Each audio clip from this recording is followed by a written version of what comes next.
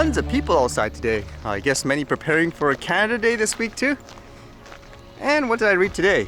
I guess this was kind of interesting with our conversation how many places around the world they treat drones, it doesn't matter what it is, like a toy for example, or someone just wanting to take simple videos and pictures, as some kind of huge manned aircraft to the point where they restrict it from even kids from flying them. How about this one? I've often said there's probably more good in terms of people using the tech where you could accidentally use it in a good way. This one here says, teen flying drone saves 2 Jeep passengers stranded in flooded sinkhole. Although to note, I was kind of confused why they called it a teenager, because isn't a teenager considered up to age 17 in most places? This one says, Josh Logue, 18, sent his drone out on Saturday morning to capture floodwaters from the downfall in the rural area. But soon after, he came across a dark spot over a roadway about 2 miles away from his home in Brighton, Colorado. Saying here, I fly down here all the time just looking. Logue told CBS News. I said, what is that? And I flew down over it and it's a car in the hole. The teen went to get help from his neighbor, Ryan Newens, an assistant fire chief at the Denver Fire Department. The pair then drove down to the bridge on the Weld County Road 2 where they found 2 people trapped in an upside down Jeep. Wow, convenient I guess. Try to imagine this too, with the people who were stuck in the car. They were saying they had about 6 inches of breathing room left and that they had been in a hole for about 15 minutes. The pair quickly called 911. The concern that I had as a firefighter was that this river was going to swell even more and was going to then trap those people underwater. Crews from Brighton Fire Rescue District were able to rescue the passengers inside the car by honking the Jeep to a pickup truck. Although fortunately, it says crews from Brighton Fire Rescue District were able to rescue the passengers inside the car by hooking the Jeep to a pickup truck and rolling it over so they could open one of its doors. And then afterwards, they talk about how it's so great that this person was actually, I guess, flying their drone, huh? It says here, quote, that's another godsend from the kid with the drone. Brighton Fire Rescue Battalion Chief Colin Brunt told the Times, I don't know how long these people would have been there if he hadn't flown that drone right by there. Per the Washington Post, Logue hopes to become a professional drone pilot in the future. It'll be a story that I'll tell, Logue said. Imagine in some place they say, no, we're gonna make it 19 to 21 years old, you need a license, spend tens of thousands of dollars in training and all that. How would you actually calculate the damage you caused, for example, as let's just say the regulator or the lobbyist, where you stop people like this from potentially saving people's lives? They're always using the over-the-top example saying, oh, it's because of these, I guess, laws and so forth. We stopped a toy from flying, I don't know, 5,000 feet in the air and crashing into an aircraft and all that, which is pretty ridiculous. And then as you guys know, like recently Transport Canada with the new proposed rules kind of implying it's because of them there's been no serious fatalities.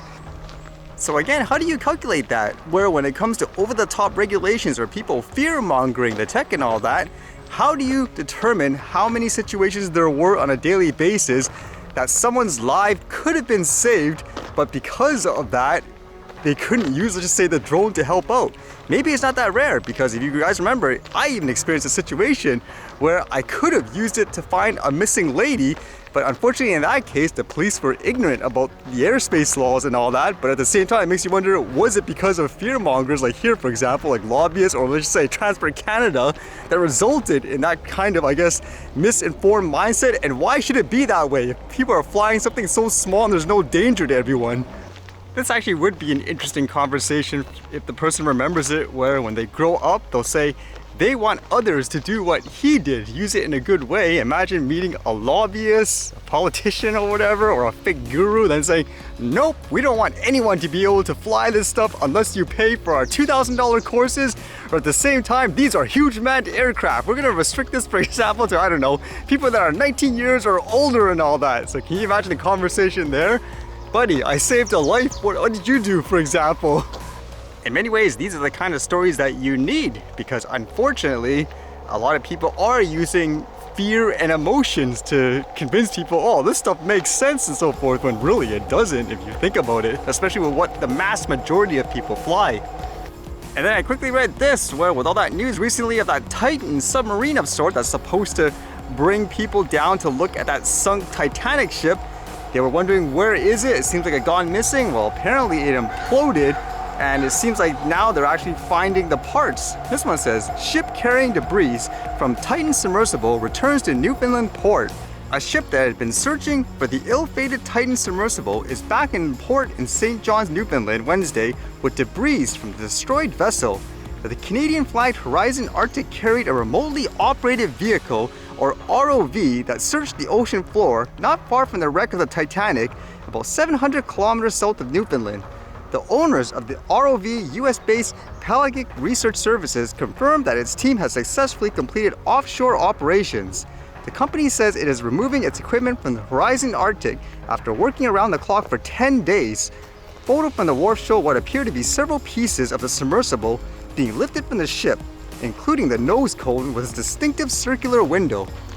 Would this be considered as a quote drone too, since it was remotely operated, as they say? Either way, you can just expect more of these pieces to be discovered, and it'll be interesting to find out if they can actually analyze exactly what happened and when too.